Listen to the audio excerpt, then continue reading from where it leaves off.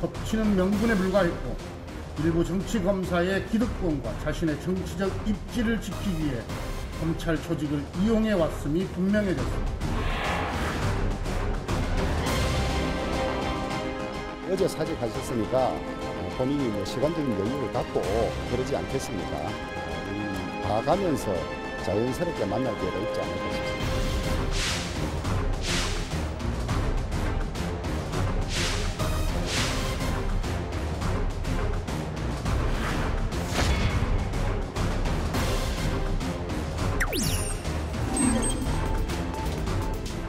여러분 안녕하십니까. 윤석열 검찰총장의 사퇴 이후 검찰의 수사 기소 분리 이슈보다 윤 총장의 이 정계 진출 여부에 더 많은 관심이 쏠리고 있습니다.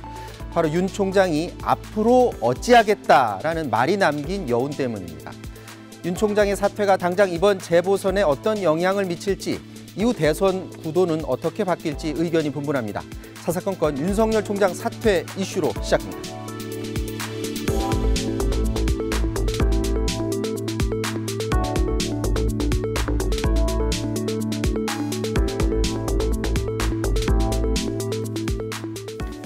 네, 여의도 사사건건 오늘은 두 분의 정치 여론 분석가 모셨습니다. 김영준 명지대 교수, 박시영 윈지코리아 대표 나오셨습니다. 안녕하십니까? 네, 안녕하세요. 자, 윤석열 총장 임기 넉 달 앞두고 사퇴 의사를 밝혔고요. 청와대가 즉각적으로 발표하자마자 수용하겠다는 입장을 밝혔는데, 청와대가 대통령 문재인 정부의 검찰총장이다라고 입장을 밝혔었는데 나오자마자 바로 이렇게 수용했다라는 건 어떻게 해석을 할 수 있을까요? 일단은 윤 총장이 실은 뭐 중수청에 관련돼서 반대하는 것만이 아니라 네. 정권에 대한 이 비판의 강도가 굉장히 강했잖아요. 예를 들어서 그동안 쌓아올렸었던 정의와 상식이 무너지고, 그리고 헌법 정신과 법치 시스템이 붕괴됐다라고 얘기한다는 거는 결국 현 정부에 대해서 인정할 수 없다는 부분이기 때문에 당연히 뭐 현 정부 입장에서 봤을 때는 네. 즉각적으로 사퇴를 수용할 수밖에 없는 그런 상황까지 갔었다라고 볼 수밖에 없죠. 네. 그리고 또 그 뉴스 나오자마자 또 민정수석 그 후임 인사도 바로 냈어요. 그것도 네. 마찬가지로 윤석열 총장이 사퇴를 할 것을 어떤 예상하고 준비가 다 됐다고 봐야 될까요? 아니, 사실 공직자 신분인데 저렇게 대놓고 정치성 행위, 발언 하는 것처럼 느껴지지 않습니까? 저렇게 하는데 눈치를 못 챘다면 정무 기능이 오히려 청와대에 문제가 있는 거죠. 그리고 과거에 그 검찰총장들이 검찰 조직을 보호하려고 약간 권한 축소 이런 중수부 옛날에 과거에 폐지도 마찬가지지만 국민 여론은 지지하지만 검찰 조직이 반대했을 경우에 중도 사퇴했던 것이 빈번했습니다. 네. 그렇기 때문에 충분히 예상했으리라 봅니다. 하고 준비가 돼 있었을 것이다라는 말씀인 것 같고요. 자, 어제 사의표명 장면 보신 분들 많으셨을 텐데 사의표명 그리고 이후 마지막 퇴근길까지 잠깐 영상 보고 오도록 하겠습니다.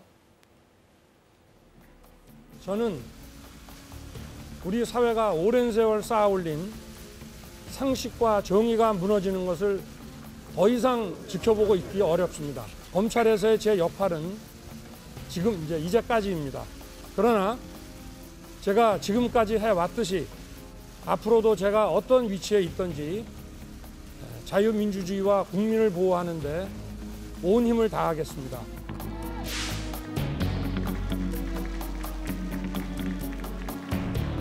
사람이 들어올 때 나갈 때 잘 판단해서 저도 27년 공직생활 동안 부족한 점도 많았지만 많은 분들의 도움으로 후회 없이 일을 했다고 그렇게 생각을 합니다. 하여튼 여러분들께 다 감사드립니다.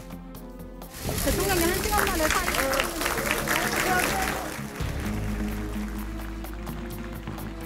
자, 윤석열 총장이 본인이 사퇴하는 명분으로 내세웠던 게 검찰의 수사권 완전 박탈 움직임을 바로 정부 여당에서 그런 움직임을 보였기 때문에 자기가 더 이상 여기서 일할 필요가 없다라는 걸 명분으로 내세웠어요. 그런데 이제 사퇴 이유만 밝히면 되는데 그 자리에서 이제 뭐라고 얘기했냐면 앞서도 보셨을 테지만 앞으로 자유민주주의와 국민을 보호하는데 온 힘을 다하겠다라는 앞으로의 본인의 생각까지도 다 얘기를 하면서 그렇다면은 이거는 정계 진출을 위한 선언 아니냐라는 그런 선언도 나오고 자 대권 네. 선언이라는 그런 분석까지 나와요. 한마디로 본인이 정치하려고 검찰 조직을 이용했다. 저는 그렇게 보는데요. 왜냐하면 오늘 이제 단독 보도로 모 언론에서 지난 연말에 이미 윤 총장의 최측근이 안철수 쪽의 그 측근을 만나서 자문을 구했다. 이런 어떤 보도도 나온 바가 있거든요. 그렇기 때문에 오래전부터 정치에 대한 꿈, 대권에 대한 꿈을 꾸은 게 아니냐. 결국은 검찰의 중립성을 더 의심받게 만들었다. 그런 측면에서 오히려 검찰이 불쾌하게 생각을 해야 한다. 윤 총장의 저는 행위에 대해서 그렇게 생각합니다. 이전에 그 검찰총장들이 검찰의 어떤 수사권 분리 같은 움직임이 있을 때 사의 표명한 적이 있잖아요. 그럴 그렇죠. 경우에는 그 사퇴 이유만 설명하면 되는데 저렇게 앞으로 어떻게 하겠다라는 이유를 말했다는 것 자체가 충분히 정계로 들어올 거라고 예상할 수 있을까요? 뭐 정치적 선언이라는 평가가 많죠. 근데 저는 이렇게 봅니다. 처음부터 정치적으로 행동을 했다고 보기는 좀 어렵다고 보고요. 네. 저는 신현수 전 민정수석 사퇴가 결정적인 이유라고 저는 봐요. 예전부터 준비했던 건 아니다라고 보시고요. 왜냐하면 대통령이 현 정부의 검찰총장이라고 얘기할 때는 나름대로 이제는 정책 기조를 바꿔서 또 그리고 민정수석도 검찰 출신을 바꿈으로써 뭔가 새로운 기조를 만들려는 그런 기대를 했었던 거는 분명히 있었지만 네. 그것이 이제 무산이 되고 중수청 설치에 대한 문제도 나오고 본인과 관련된 윤석열 방지법 같은 것도 나오다 보니까 결국은 정치적 행보를 할 수밖에 없는 쪽으로 갔다라고 하는 판단을 할 수 있는 부분도 있지만 여하튼 간에 분명한 것은 앞으로 어떻게 하겠다라는, 그러니까 특히 워딩 그 단어가 굉장히 정치적인 단어예요. 그러니까 다시 얘기해서 자유민주주의와 국민보호라는 그런 단어를 쓰지 않습니까? 이거는 보통 이제 정치인들이 많이 하는 그렇죠. 얘기잖아요. 이 관료 출신이 얘기하는 것보다는 그런 의미에서 저는 뭐 대여 투쟁을 통해서 검찰을 살림과 동시에 향후 앞으로 자기가 정치 행보를 하겠다고 하는 일종의 뭐 선언이라고 해석을 한다 하더라도 큰 무리는 없지 않겠는가라는 생각을 합니다. 자, 대권 선언이라는 그 분석을 하는 분들이 많은데 자, 그렇다면 언제 정치에 발을 들여놓느냐 뭐 분석들이 많습니다만은 당장 이번 재보선에 어느 정도 본인의 영향력을 좀 행사하고 발판 삼아서 대권에도 나서는 것 아니냐라는 분석들이 나오는데 어떻게 보세요? 일단 이번 재보궐선거에서는 첫 번째로 정부 견제론에 대한 이슈를 쟁점화시킬 수 있는 그런 계기는 분명히 만들어졌다고 좀 보고요. 네. 두 번째는 이게 굉장히 뭐 나름대로 이제 평가를 해야 되겠죠. 만약에 안철수 지금 대표가 단일 후보로 돼서 제3지대에서 만약에 승리를 한다면 그런 거를 염두에 두고 있는 것 같아요. 그러면은 제3지대에서 야권 정계 개편에 중추 역할을 할 수 있다고 판단하는 것 같습니다. 그러니까 이거는 뭐 얼마든지 자신이 이제 정치적인 나름대로의 구상에 있는 부분들도 있고 그런 의미에서 보면은 재보궐선거 전까지는 그냥 여러 대여 메시지를 통해서 자신의 존재감을 부각시키고 그리고 재보궐선거가 어떻게 나오느냐에 따라서 뭐 야권이 지든 이기든 분명하게 네. 야권은 재편된다. 그런 의미에서 행보를 할 것 같습니다. 저는 뭐 예를 들면 정치의 세계가 그렇게 쉽지 않습니다. 호락호락하지 않습니다. 과거에 그 안철수 신드롬도 봤고요. 반기문 대망론도 봤습니다. 그만큼 그런데 성공하지 못했죠. 대선 국면에서. 그만큼 준비된 후보만이 대권을 거머쥘 수 있는데 저는 대권 후보는 좀 정직해야 한다고 봅니다. 오늘 아까 머니투데이에서 그 발표한 게 사실이라면 굉장히 실망스러운 결과죠. 왜냐하면 본인이 대권 꿈이 이미 있었고 지난 10월달 국정감사에서도 애매모호하게 답변을 했는데 그것이 결국은 오랫동안 그 정치의 꿈을 키워왔다는 것이 다 드러났습니다. 결국은 검찰 조직만 이용다고 버린 겁니다, 사실. 그래서 그런 부분에 대해서 상식이나 정의를 이야기할 만한 자격이 있는 거냐? 과연 형용무순이라는 생각도 좀 들고요. 이 정치에 대해 뛰어들기 전에 본인의 그 가족이나 그다음에 본인 스스로가 좀 돌아볼 필요가 있습니다. 한 번도 검찰의 잘못에 대해서 사과나 반성한 적이 단 한 번도 없는 분입니다. 자, 윤석열 검찰총장은 사실 그 인사청문회 때부터 과연 앞으로 정치에 입문할 거냐 말 거냐 논란이 굉장히 많았었거든요. 자, 인사청문회부터 그리고 검찰총장 재직 시에 이런 질문들을 많이 받았습니다. 뭐라고 대답했는지 한번 시간 순서대로 한번 보도록 하겠습니다. 저는 뭐 정치에 소질도 없고 정치할 생각은 없다. 그렇게 얘기를 했고 한번 출마를 하라는 얘기를 간곡하게 했는데 저는 이제 그걸 거절을 했고 그럴 생각이 없다. 검사로서 윤석열 변한 게 있습니까? 전혀 없다고 자부하지요. 정무 감각이 없는 거는 예나 지금이나 똑같은 것 같습니다. 그 검찰총장이 정무적 감각이 없는 것 그것 자체가 큰 문제라는 지적이 많습니다. 늘 부족하다고 생각합니다. 퇴임하고 나면 우리 사회와 국민들을 위해서 어떻게 봉사할지 그런 방법은 좀 천천히 퇴임하고 나서 한번 생각해 보겠습니다. 지금은 제가 네, 그건 뭐 제가 지금 말씀드리기 어렵습니다. 혹시 정치하실 의향이 있으십니까? 이 자리에서 드릴 말씀은 아닌 것 같습니다. 혹시 국회에서 만남을 요청하신다면? 자, 총장 재직 시절 단 한 번도 나는 저 정치권에 몸 담을 생각이 없다라고 이렇게 확실하게 선을 그은 적은 보니까 없었습니다. 항상 여운을 남겼었던 것으로 네. 보여지고요. 자, 이 윤석열 총장의 사퇴 변을 보고 정치권에서는 다들 이제 정계에 들어오는 것이다. 다들 이렇게 지금 받아들이고 있는 분위기인데 자, 각 당의 반응을 잠깐 보도록 하겠습니다. 먼저 민주당 정치인의 윤석열로 칭하면서 정치검찰의 행태라면서 맹비난을 했고요. 국민의힘은 필요하다면 힘을 합칠 수 있다고 이야기를 하고 있고요. 국민의당 안철수 대표는 진짜 싸움은 지금부터라면서 정권 교체 원동력이 될 것이다 이렇게 평가를 했습니다. 자, 앞서 김영준 교수가 잠깐 언급하기는 하셨는데 자, 언제쯤 어떤 방식으로 정치권에 들어올까?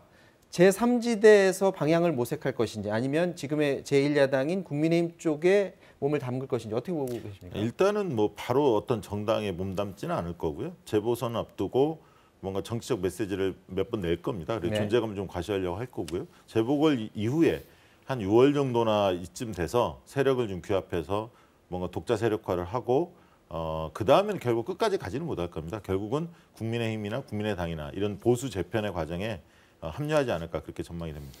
지금 그 이전에 비슷한 방식으로 그 정치권에 특히 대권에 도전했던 사람들 안철수 대표도 그렇고 반기문 총장도 그렇고 처음에는 이제 지지율이 굉장히 높아서 될 줄 알았었는데 제3지대에서 쉽지가 않았잖아요. 지금 정치적 기반이 없는 게 가장 큰 문제일 것 같은데 그 부분은 어떻게 보세요? 92년도 정주영 후보, 그리고 97년 이인재 후보, 2007년도 이해창 후보, 2002년도 정몽준 후보 다 제3지대 후보였었어요. 네. 그러나 결과적으로 국민들이 이제 양당 체제에 대한 나름대로의 확고한 그러한 그 신점이 있기 때문에 제3지대에서 후보가 성공하는 거는 굉장히 어렵다고 보는데 저는 윤석열 총장이 결국 제3지대에다가 둥지를 틀지만 결국은 국민의힘과 같은 제1당에 들어와서 만약에 정치를 한다면 네. 대권 후보로 갈 가능성도 배제할 수는 저는 없다고 봅니다. 이유는 두 가지예요. 하나는 현재 야권의 후보가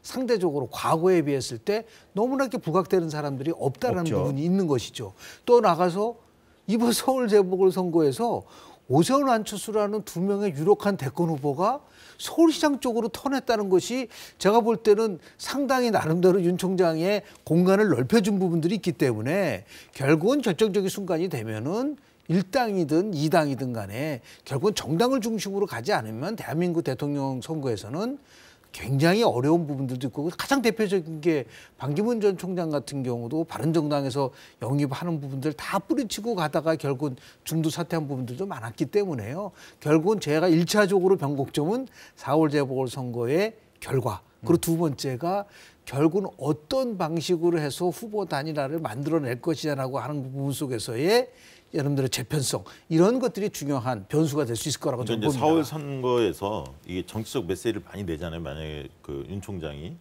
그러면 정치 선거의 장으로 만들려고 할 겁니다. 그러나 시민들이 그게 너무 과다하다고 판단이 되어지면 서울시장 뽑는데 정치가 왜 끼어들지?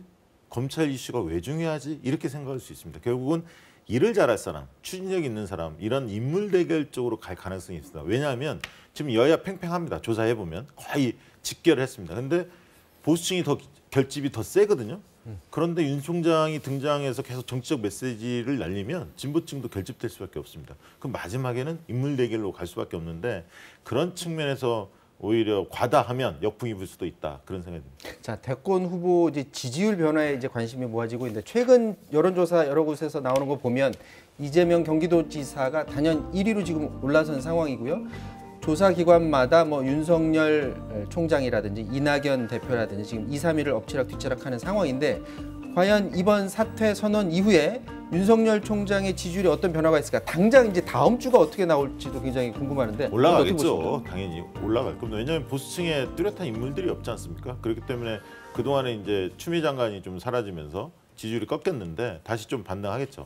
뭐 한 3%, 5% 이 정도는 올라갈 가능성이 있다고 봅니다. 그러나 결국 이제 홍준표 전 대표, 홍준표 의원이 가만히 있지는 않을 거다. 벌써 견제구를 날리기 시작하거든요. 네. 왜냐하면 이제 홍준표 전 대표 입장에서도 차기 대선을 준비하고 있는데 본인의 캐릭터가 굉장히 겹칠 겁니다. 그리고 검사 선배고 그래서 때리기 시작했습니다 이미. 네, 그 기사 나오고 있더라고요. 예, 라이벌 구도를 형성하는 게 홍준표 전 대표 입장에서도 더 유리하다 이렇게 좀 판단을 하고 있는 것 같고요.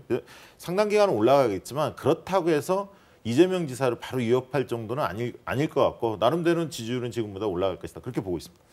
어떻게 보십니까? 실제로 뭐 저는 이제 오히려 그거보다는 재보궐선거 끝나고 나서 여권에서의 제3 후보가 과연 등장할 수 있을 것이냐에 저 관심이 많아요. 왜냐하면 야권이라는 거는 뭐 거의 제가 볼 때는 큰 짧은 기간 내에 변화를 가져올 수는 거의 없기 때문에 더 이상 나올 사람이 없다고 보시는 거예요? 그렇죠. 근데 여기는 굉장히 나름대로 변화가 만약에 네. 서울시장 선거에서 여권이 승리한다고 한다면 제가 볼 때는 다시 한번 이낙연 전 대표가 굉장히 발판을 만들 수 있는 기회가 만들어질 뿐만 아니라 네. 친문 세력이 결집할 수 있는 기회가 만들어질 수 있는 부분도 분명히 있기 때문에 다만 거꾸로인 경우가 될 경우는 이거는 이제 이낙연 대표로서는 굉장히 고심스러운 부분들이 나올 수밖에 없고 여당이 패배했을 경우에 제3의 후보로서 뭐 정세균 총리라든지 아는 다른 후보가 나올 수밖에 없는 부분들도 있는데 제가 정말 관심 있는 거는 집권당에 있어서의 대권 후보에 대한 거를 87년부터 쭉 분석을 해보니까 현재 이재명 지사가 92년도 김영삼 후보의 길을 갈 거냐 2002년도 이인재의 길을 갈 거냐라고 하는 아주 굉장히 비슷한 상황이기 때문에 어떤 거로 전개될 거냐는 좀 더 두고 봐야 되는데 여하튼 1차적인 변고점은 재보궐선거의 결과가 어떻게 나오냐에 따라서 여권이 크게 요동칠 수 있는 가능성은 분명히 존재하면 그거에 맞춰서 상대적으로 정치라는 거는 서로 상호 경쟁을 하는 거기 때문에 그것이 야권에도 분명히 영향을 줄 수 있다. 저는 그렇게 봅니다. 자, 어제 근데 나온 뉴스 중에 눈길을 끄는 뉴스가 하나 있었습니다. 황교안 전 대표가 등장을 했습니다. 그동안 죄인이라고 이 황교안 전 대표 얘기를 했었는데 시인 이육사 선생 언급하면서 나라로부터 큰 혜택을 받은 내가 이렇게 넋놓고 있어서는 안 된다는 것을 다짐했다라면서 정기 복귀를 시사하는 말을 했는데 저 말이 이게 또 때마침 윤석열 총장의 사퇴와 맞물려서 윤석열 총장과 같이 대권 가도에 어떤 도움을 주겠다라는 것인지 아니면 재보선에 국민의힘에 도움을 주겠다라는 거죠. 등장을 어떻게 좀 볼 수 있을까요? 오히려 등장은 재보궐선거에서 등장 안 하는 게 도와주는 거니까요. 아주 죄송하지만 왜냐하면 지난 총선에서 참패를 할 때 황교안 대표 체제에서 패배를 했는데 너무 가혹하신 거 아니에요? 아니 냉정한 거죠. 가혹한 게 아니라 냉정하게 평가를 하면 네. 그런 부분들이 있는 것이고 그리고 더 나아가서 대권에 관련된 부분 물론 이제 선택은 자유지만 국민들은 우리나라 대한민국 국민들이 그냥 만만치 않습니다. 그리고 굉장히 어리석지도 않기 때문에 한때는 김무성 전 대표가요 총틀어서 대권 후보 1위를 차지한 적도 굉장히 오랫동안 있었어요. 그러나 어느 순간 돼서 국민들을 봤을 때 아니다라고 했을 경우는 이 반등할 수 있는 모멘텀 만들기가 굉장히 어려운 면에서 봤을 때 저는 황교안 전 대표가 그런 의미에서 정무적으로 굉장히 좀 떨어진다. 이 시점이 지금 나올 시점이 아닌 거거든요. 적어도 재보선에는 영향을 줘서는 안 된다라고 지금 보시는 거네요. 오히려 재보궐선거 이후에 나온다 그러면 뭐 그럴 수 있다고 생각할지는 모르지만 이분이 글쎄요. 조사를 해보면 이제 비호감도가 좀 높지 않습니까? 황교안 전 대표도. 한마디로 보면 국민 밉상이거든요. 그렇게 이미지가 이미 돼 있는 겁니다. 근데 이건 이제 극복을 하셔야 할 건데 저는 뭐냐면 요즘에 아까 윤 총장이 나오자마자 이 얘기가 나왔다는 얘기는 이 검찰 출신이기 때문에 가제도 개편이라고 하지 않습니까? 뭔가 거들어야겠다. 아, 윤석열 총장을 거들어야 되겠다. 네, 저는 좀 그렇게 봤고요. 검찰 출신들이 굉장히 요란스럽게 지금 등장하고 있습니다. 그래서 뭔가 검찰공화국을 꿈꾸는 게 아닌가 싶기도 하고요. 좀 그동안의 총선에 대해서 그 반성을 했다고 하는데 반성의 내용이 아직은 전달되지 않아서 오히려 황교안 전 대표가 움직이면 움직일수록 이번 보궐선거의 야권의 손해다. 그런 생각입니다. 자, 그럼 여기서 이제 재보선 얘기해 보도록 하겠습니다. 서울시장 그 국민의힘 재보선 그 후보로 당초 여론조사에서 항상 1위를 달렸던 나경원 예비 후보를 누르고 오세훈 후보가 확정이 됐습니다. 본인도 사실 그 결과에 지금 놀랐다라는 그런 표현을 했는데 어느 정도 좀 예상이 되는 상황이었었나요? 실은 황교안 대표랑 당대표 경선을 할 때도 오세훈 후보는요. 당심에서 졌지만은 민심에서는 이겼고 네. 1차 경선 때도 똑같은 일이 벌어졌거든요. 저는 이번 서울시장 선거와 부산시장 경선을 보면서 분명한 메시지가 나오는 겁니다. 현재 국민의 힘이 어떻게 가야 되느냐. 강경 보수의 길을 접고 합리적인 중도 노선으로 가라는 명쾌한 나름대로의 국민의 명령이라고 봐요. 그 오세훈 후보 같은 경우도 계속 토론 과정에서 그 점을 강조를 많이 했었죠. 그런 것들이 저는 이번에 이현주 후보가 3등을 했어요. 그러니까 그 말은 뭐 시내에 박성훈 후보한테 지는 2등할 줄 부분들도 알았는데. 그게 의미하는 게 분명한 겁니다. 결국은 많은 부분 속에서 보수가 변화돼야 되고 그런 의미에서 어떻게 변화되는 방향성을 제시했다는 점에서 또 오세훈 후보와 또 안철수 후보는 성향이 중도를 가지고 경쟁을 하니까 전략적 선택을 할 가능성도 있어요. 결국은 중도끼리 한번 경쟁을 하는 것이 훨씬 더 선거에서 유리하다는 판단들이 작동된 게 아닌가라고 저는 해석을 해보고 지금 싶습니다. 나경원 그 예비 후보가 걱정했던 게 역선택 우려했는데 그거 가능성 없다고 봐야 되나요? 이번에는 그렇게 역선택이 없었다고 보고요. 2단계 단일화는 있을 수 있습니다. 워낙 이벤트가 크기 때문에 이번 뭐 국민의힘 자체 후보 뽑는 경우에는 별로 없었다고 보는데 저는 말씀하신 대로 나경원, 이현주 두 분이 성적이 기대만큼 안 나왔기 때문에 비호감도가 높은 후보가 고전했다 이렇게 보여지고요. 두 번째는 강경파보다는 온건파의 손을 들어줬다 이렇게 보는데 영향으로 보면 TV토론회에 있어서 3대1 싸움이 됐어요. 나경원 후보가 고립돼 있었고 오신환, 조은이 함께 때렸거든요. 본인도 그거 굉장히 불편했죠. 예, 불편했죠. 그러니까 TV토론 영향도 좀 있었던 것 같고요. 두 번째는 이제 조사 방식이 전화면접 조사, 상담원이 직접 하다 보니까 정치 저관여층이나 중도층이 폭넓게 참여할 수 있는 구조이기 때문에 상대적으로는 오세훈 후보한테 좀 더 유리한 방식이었고 이런 것들이 종합적으로 맞물려서 오세훈 후보가 승리한 게 아닌가 싶습니다. 자, 이제 오세훈 후보와 안철수 대표 간의 이제 단일화 부분에 이제 관심이 쏠리고 있는데 여러 가지 지금 쟁점들이 있습니다만 그 중에 여론조사를 어떤 식으로 물어야 되느냐, 그러니까 경쟁력을 물어보느냐, 적합도를 물어보느냐 이 두 가지를 놓고 양쪽의 지금 입장이 팽팽하게 갈리는데 실제로 저 단어를 어느 거를 쓰는 거에 따라서 확실하게 의견이 갈리게 나오는 게 된 거죠. 갈리죠. 지금 보시면 오세훈 국민의힘 쪽에서 주장하는 게 야권 단일 후보로 누가 가장 적합한가 이렇게 묻지 않습니까? 네. 이거는 이제 정체성을 상징하는 느낌이 있거든요. 근데 저 앞에 민주당과 맞설 야권 단일 후보, 민주당과 맞설을 넣냐 안 넣냐에 또 다르고요. 저 야권에도 범야권이란 말만 쓸 거냐, 범야권 보수 단일 후보로 쓸 거냐, 보수 중도 단일 후보로 어감이 약간씩 다 틀립니다. 그렇기 때문에 좀 문항에 대한 어감 뉘앙스에 따라서 한 2, 3%는 움직일 수 있거든요. 늘 여론조사가. 그러니까 두 후보가 지지율이 팽팽하다 보면 더더욱이나 여론조사로 합의하는 것 자체가 룰의 합의가 상당히 어렵다. 그 얘기를 드리고 싶습니다. 지금 여론조사 그동안에 뭐 국민의힘은 100% 여론조사로 후보를 뽑았는데 단일화에서는 또 이 방법 말고 좀 다른 것들도 지금 얘기가 나오고 있어요. 그러니까 완전 국민 경선제를 국민의힘 쪽에서 제안을 하고 있는데 처음에는 실무진에서는 말도 안 된다라는 입장을 나오다가 최근에 안철수 대표가 실무진에서 그런 것까지 포함해서 다 논의할 수 있다라고 얘기를 하긴 했는데 이게 완전 국민 경선제라는 게 지지 기반이 확실하게 큰 데가 더 유리하다고 지금 전해지고 있는데 어떻습니까? 지금 코로나 상황이기 때문에요. 완전 국민 참여 경선제라는 것이 갖고 있는 독특한 나름대로의 장점이 부각이 안 됩니다. 다만 제가 말씀드리고 싶은 거는 2011년도 10월 26일 날 당시 박영선 후보와 또 우리 박원순 후보랑 했을 때 단일화에 대한 게임은요. 정당이 개입할 수 없는 겁니다. 결국 막판에는요. 후보가 하는데 2011년 9월 28일 날 박영선 후보가 아주 굉장히 극적으로 내 모든 거를 다 받아들이겠다. 그 박원순 후보가 얘기하는 거 다 받아들이겠다고 하면서 결국 단일화 물꼬를 텄어요. 그 당시에도 경선 40%, 뭐 TV 그 시민단 30%, 여론 30%다 했는데 지금 뭐 후보 경쟁력이 이거 가지고 논쟁하는 거는 참 한마디로 제가 볼 때는 대한민국 유권자가 그렇게 뭐 그 문구 하나 때문에 내가 지지할 사람을 그거는 아닙니다. 그래서 차분하게 결국은 인물도 경쟁 더 나가서 어떠한 정책을 가지고 갈 것이냐 해야 되지 이렇게 지루하게 이 경선의 방식과 설문 조항을 가지고서 만약에 싸운다는 거는 오히려 야권이 스스로를 독을 먹는 거랑 똑같은 것이라고 저는 보기 때문에 그런 면이 있습니다. 완전 이 국민 경선제를 현실적으로 할 수 있는 방법은 시민 참여형 이게 선거인단이거든요. 네. 온라인 상에서 경선에 내가 참여하겠다 선거인단으로 이걸 신청해서 그 사람을 전체로 잡거나 거기에서 이제 랜덤으로 추출을 해서 뭐 여론조사를 한다든가 방법은 여러 가지 있을 수는 있는데요.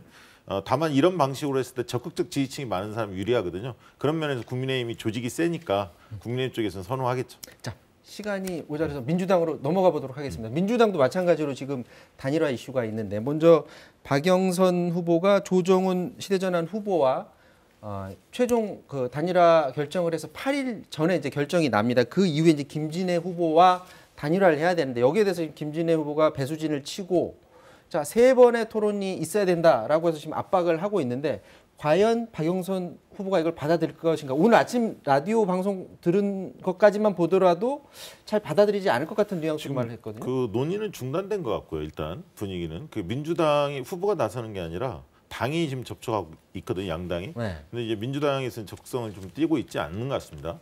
왜냐하면 단일화 시간이 14일 이전에 좀 끝냈으면 좋겠는데 김진애 후보 입장에서 18일까지 가급적이면 최대한 여러 번 토론회를 좀 하고 싶은 그런 어떤 요구 조건을 내세웠기 때문에 두 당의 이해와 요구가 좀 다른 것 같고요. 그래서 민주당으로서는 두 가지가 좀 고민인 것 같습니다. 시너지 단일화를 통해서 시너지를 낼 거냐 아니면 오히려 단일화 과정에서 TV 토론회 이런 등등에서 상처를 더 입고 오히려 리스크가 더 커지는 거 아니냐 이런 의견도 존재하고 있기 때문에 좀 신중하게 판단하는 것 같습니다. 자, 김진애 후보는 의원직까지 지금 던졌어요. 그 말은 반드시 이번에 단일화를 통해서 뭔가를 이뤄내겠다라는 의지로 봐야 될까요? 김진애 후보와의 단일화의 효과가 과연 있을까요? 저는 뭐 그렇게 크지 않을 거라고 보고요. 물론 마지막으로 한다면 한 번 정도는 뭐 양보를 해서 해줄 수는 있겠지만 이런 때 선거 전략으로 따지면 무시 전략이 최상의 전략이다. 뭐 과감하게 말씀을 좀 드리면 그런 의미에서 봤을 때 저는 김진애 변수는 그렇게 크게 이번 재보궐선거에서 영향을 미치지 않을 거라고 보고 싶고요. 그래서 만약에 김진애 의원도 뭐 과도하게 요구하기보다는 합리적인 선에서 한 번 정도 토론을 통해서 할 수 있는 방법으로 조정을 하는 것이 오히려 더 현명한 길이 아닌가 생각을 좀 합니다. 자, 마지막으로 물론 이제 어떻게 될지 알 수는 없습니다만 민주당 쪽도 그렇고 국민의힘과 그리고 안철수 대표 쪽도 그렇고 마지막 그 대진표가 어떻게 될지가 굉장히 궁금한데 어떻게 보십니까?